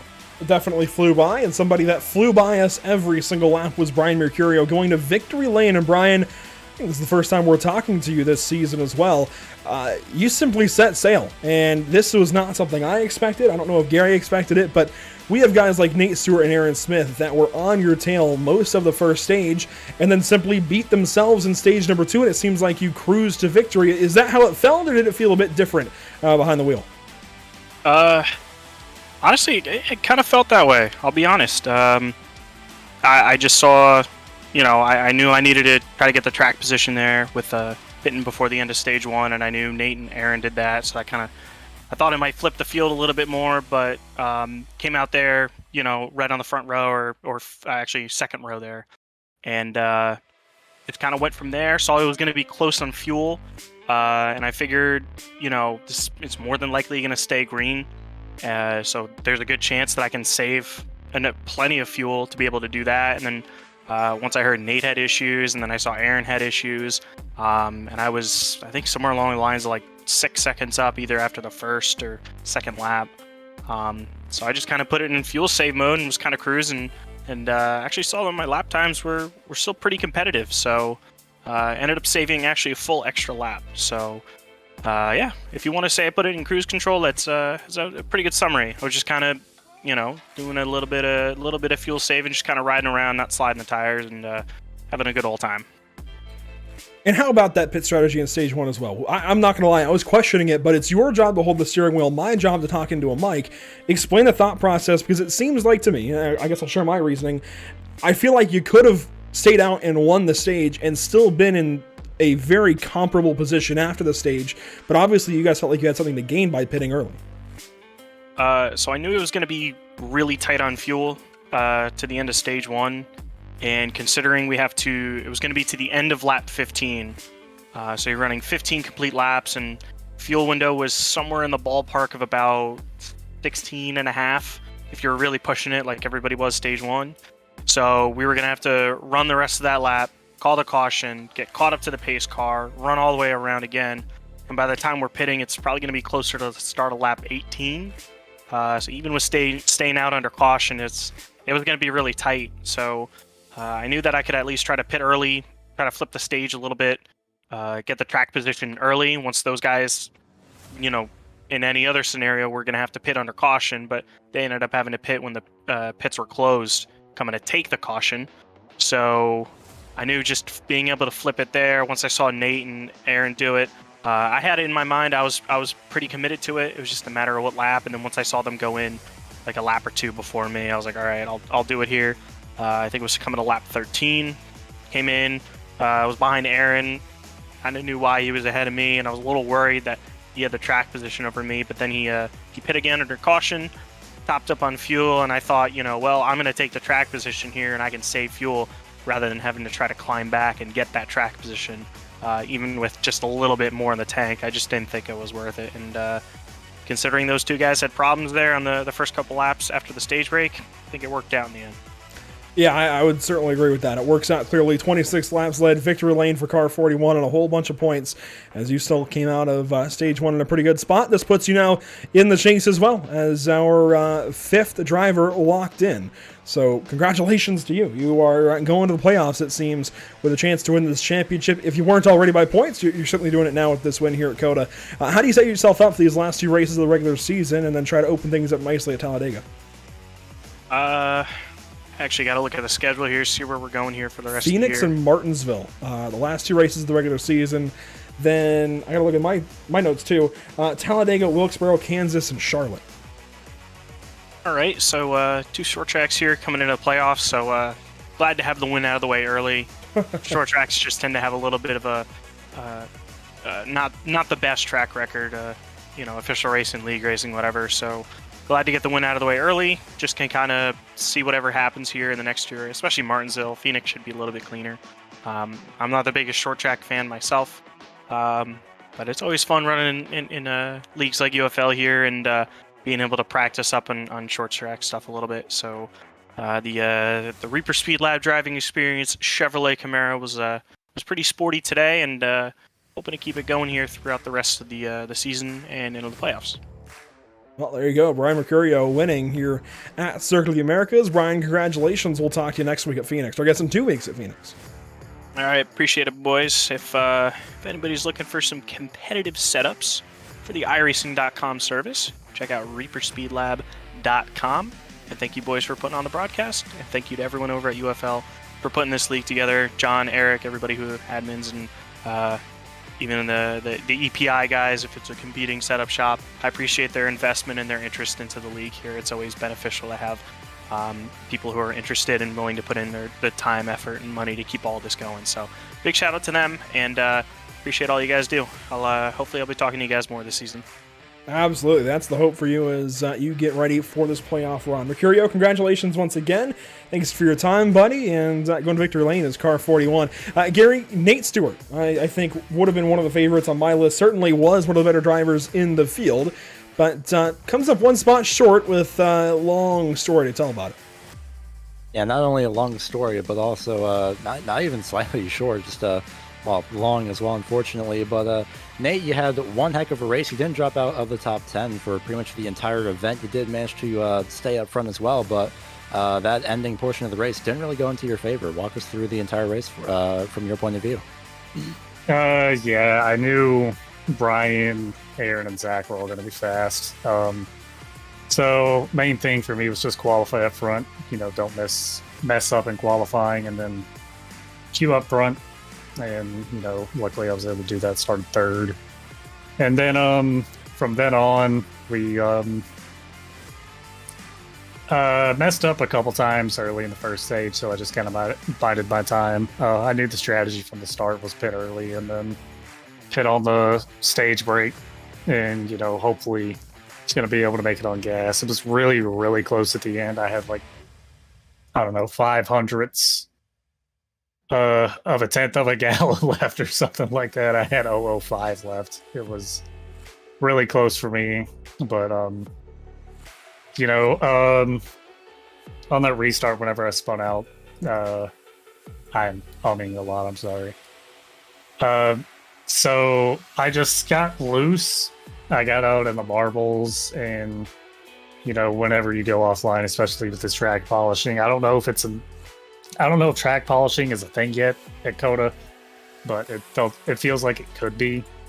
But I mean, if you get offline here, especially in turn one, it's kind of bumpy out there, and unfortunately, I just got sent to the Shadow Realm, and I was just thankful I didn't get plowed.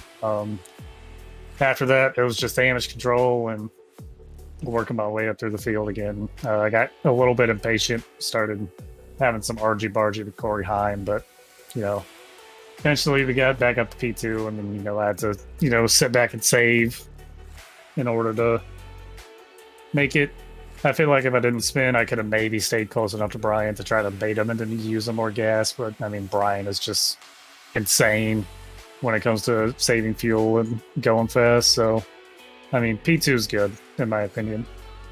I mean, considering everything that happened throughout this race, like you said, mentioning damage control, there was a lot of that. There was also quite a bit of actual damage throughout the field. It was a very energetic event, electric, essentially, as well as another word that could be used. Considering the entire event and how it all played out, I'd definitely take the top two as a win as well, if I was in your shoes. So going into the next couple races, being Phoenix and then Martinsville, what are your thoughts heading on to that? I mean, I don't really have any thoughts. I'm not here full time. I'm just kind of here to, have fun. Don't like Phoenix.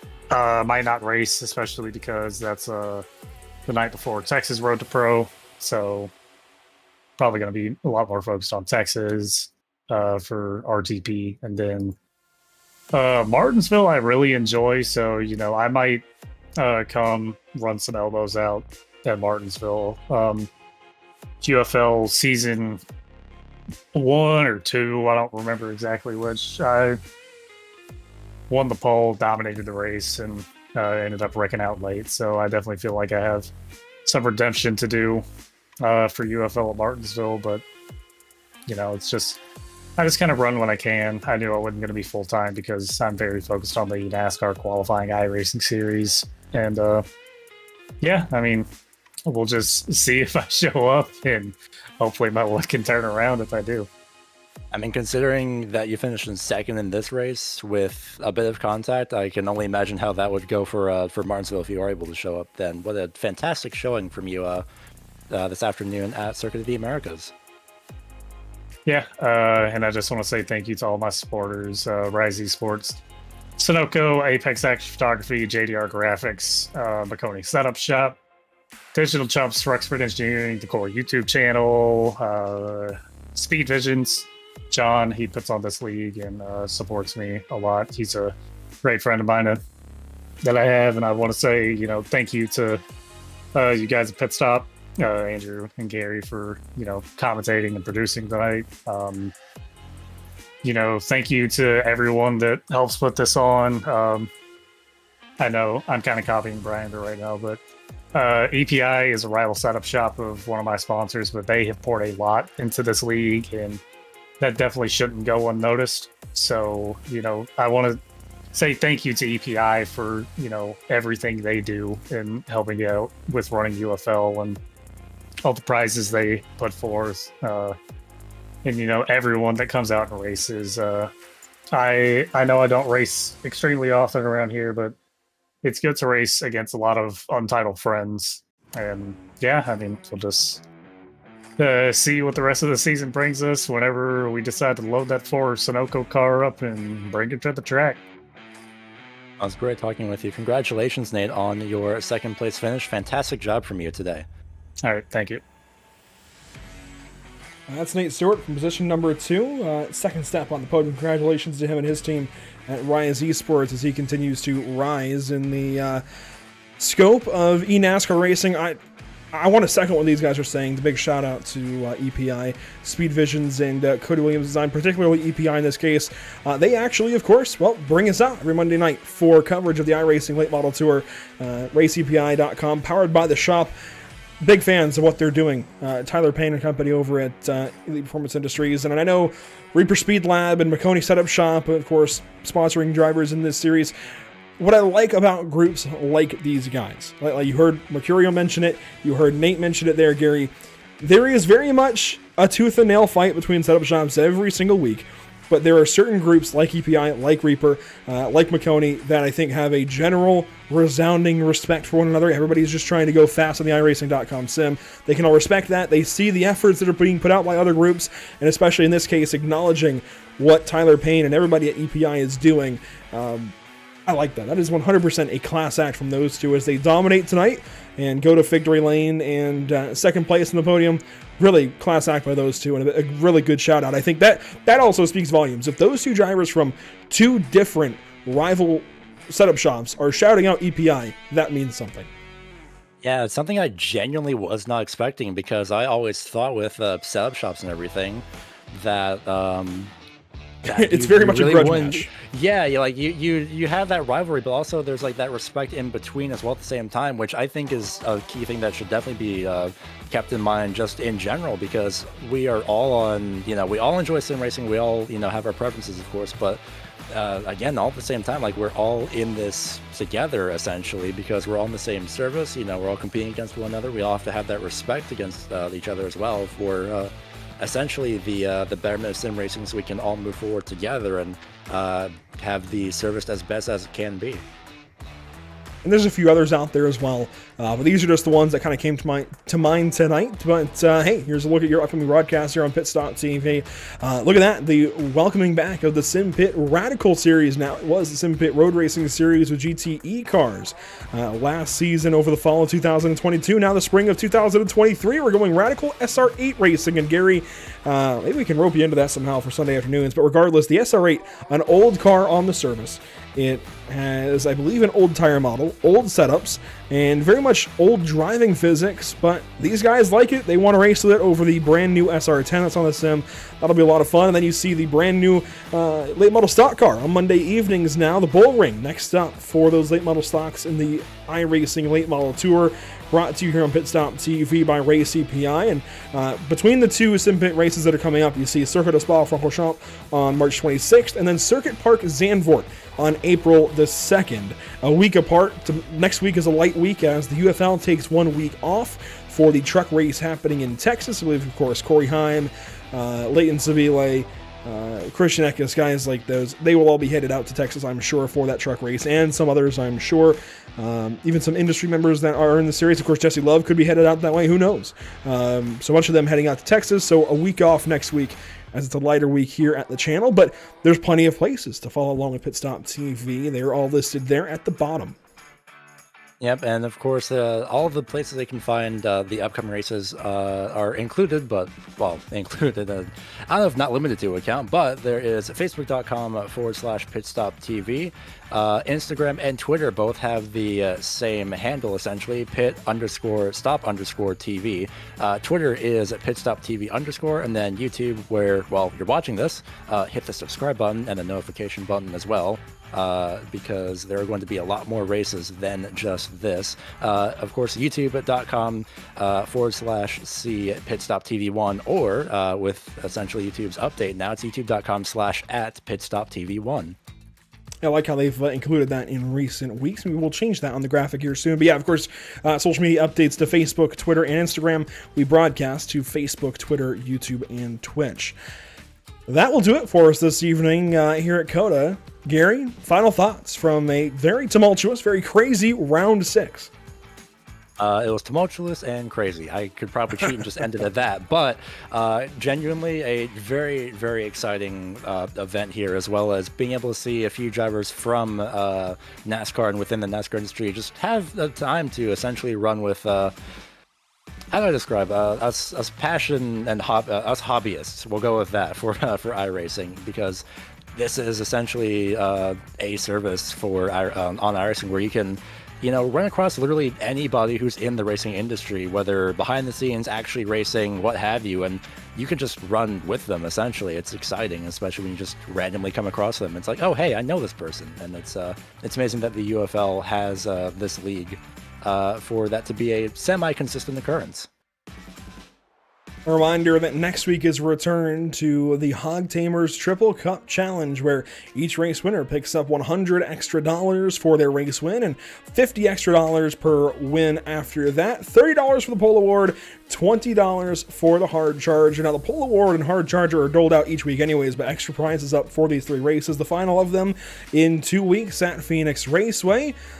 Coming up, the first race of April on April the 5th, 2023. So a little time to prepare as we go back from road course racing to oval racing for the final 6 races of the season. Only 2 remain before we go chase racing as well at Talladega, North Wilkesboro, Kansas, and Charlotte.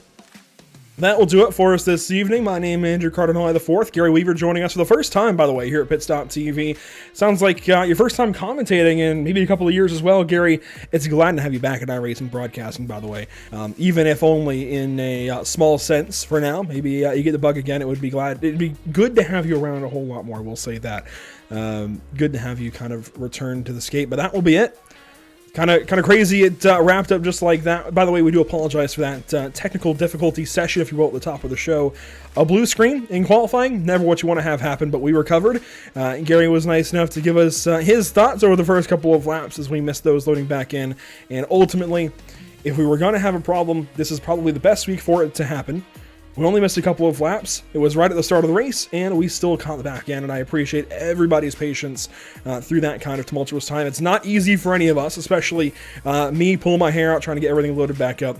It is a hassle, but all of that said, it was possible, even a bit delayed, because of these groups on your screen now in audio, ATVO, Whiplash Media, SimCams, OBS, and iRacing.com. That'll do it for us this evening at Pit Stop TV. Once again, we thank you so much for joining us. My name, Andrew Cardinale IV, alongside me, Gary Weaver. We will see you next time for the SimPit Road Racing Series, the SimPit Radical Series now from Spa on Sunday.